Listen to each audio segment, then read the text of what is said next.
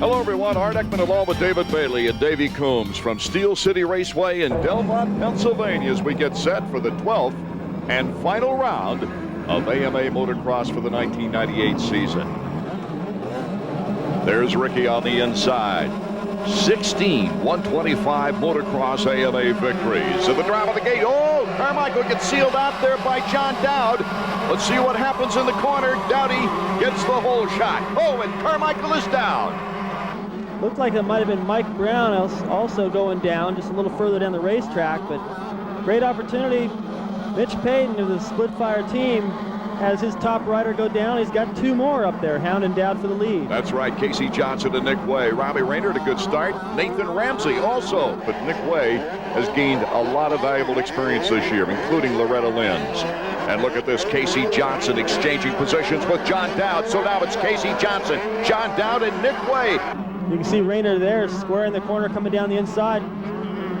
What a nice, easy move by Robbie Rayner. And right behind him, of course, was John Dowd. As we go back out on top, we've got a real race now for the lead. Robbie Rayner, number 21 on the Primal Suzuki. Can he pass him? Casey Johnson, who's led most of the race, and Johnson cuts to the inside. Oh my goodness, Johnson retakes the lead. What a great battle, and the fans here are going crazy. Not much territory to cover now. Casey Johnson and Robbie Rayner slides out. Casey Johnson takes the checkered flag. His first moto win of 1998, the first one of his career. Okay, we're set for the gate to drop, and it's down. John Dowd, another good start, this time on Robbie Rayner, number 21. Here at Delmont in the last race of the season. Well, it's not going to quite have the snap. Whoa, Dowd coming up short. Off the track, and Robbie Rayner takes the lead. Can Dowd come right back? Dowdy having a great year, actually, despite the fact that he did not compete as well as we thought he might against Ricky Carmichael. Carmichael to the inside on a beautiful, well-timed move. What balance. And he forces Dowdy to the outside on the next turn. He must have been pretty sure about that pass, too, because in the air off that double, he pulled a tear off going, okay, well, I'm gambling here that I won't have to follow this guy around and ruin my vision anymore.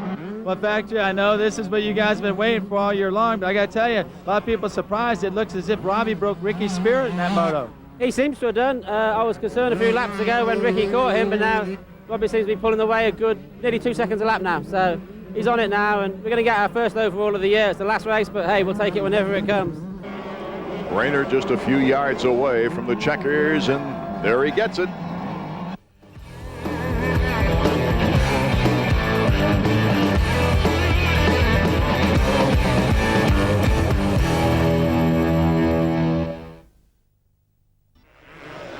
Welcome back to Delmont, Pennsylvania, Steel City Raceway. Art Ekman, David Bailey, and Davey Coombs to bring you now the action from the final 250 race of the season. Okay, they're revving them up, getting ready now for our first 250 moto of the day from Steel City. Henry on the inside, next to Albertine. Does he squeeze through? Number 19 gets the hole shot. It's been tough to beat Doug out of the gate lately.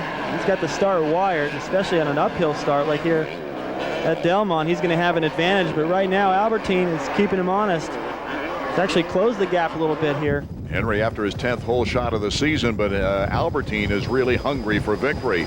He's been third in the points every week since the 17th of May, and he wants that win.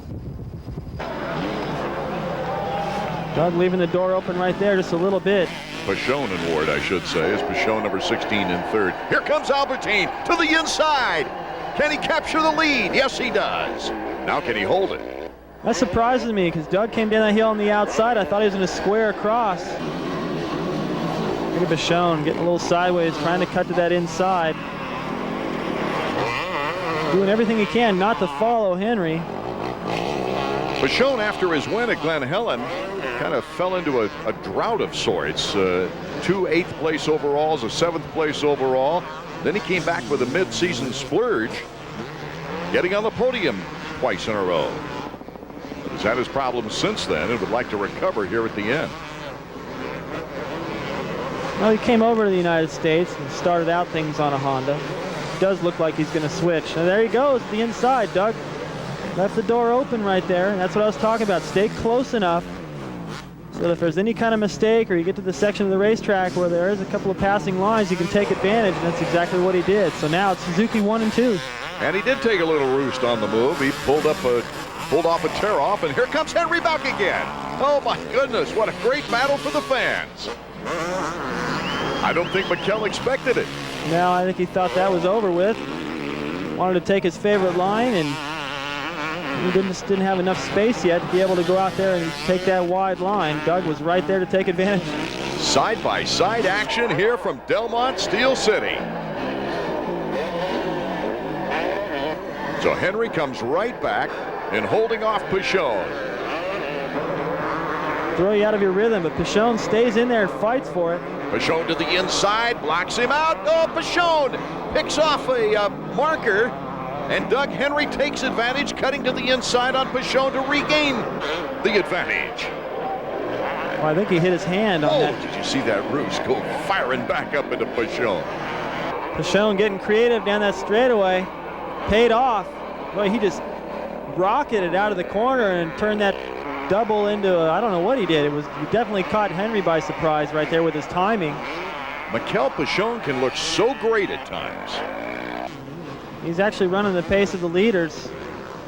The splits that I'm getting, but just that start wasn't quite up there where it needed to be. Larocco with a chance. Whoa, Mikel Pichon has slipped out. That's very unfortunate for Pichon, who's trying to end up in the points race in front of Larocco. Great break for Mike Larocco. Just needed to have more days like this one. You can see he is enjoying it. Crowds cheering him on. He's popular everywhere he goes. He's letting them know he appreciates it right now. Greg Albertijn with one more year on his Suzuki deal. He'll be back next year as he slowly comes across the finish line, taking the checkered flag. Great race for Albertijn. Henry holding on to second against Larry Ward, Larocco, and Hughes. Wonder how many riders are looking back and saying, oh, if this had happened, or if that had happened.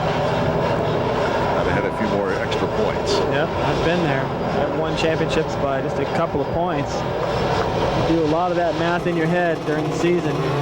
Doug doesn't have to do that anymore. Okay, we're off and running for moto number 2. Doug Henry with that 4-stroke once again in great position as they come out of turn 1. But there's Albertijn, number 7, taking the lead.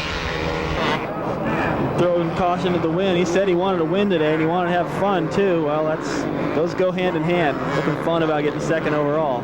After the first moto, Henry mentioning that it just took too long for him to get back up into a position of second place, and Albertijn had already taken off. But that isn't the case here in Moto 2. Henry is within striking distance of the leader.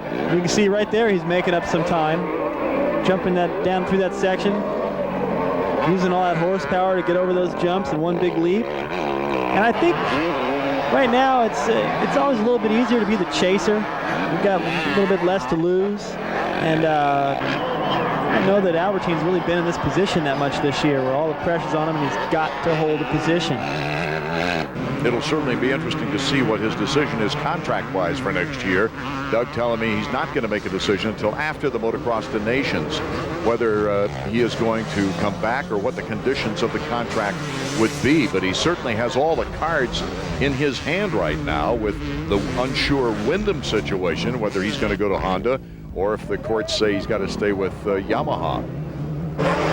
Right now what it's coming down to is concentration, not making a mistake, who's more fit. And look at that. Just in an instant, all of a sudden Albertine's in second place. This win is just going to be one more confidence booster for the Motocross the Nations. It's a celebration of sorts. But Pete Steinbrecher is longtime mechanic. This is his last race. And of course, it's Doug's birthday today. The checkers for Doug Henry.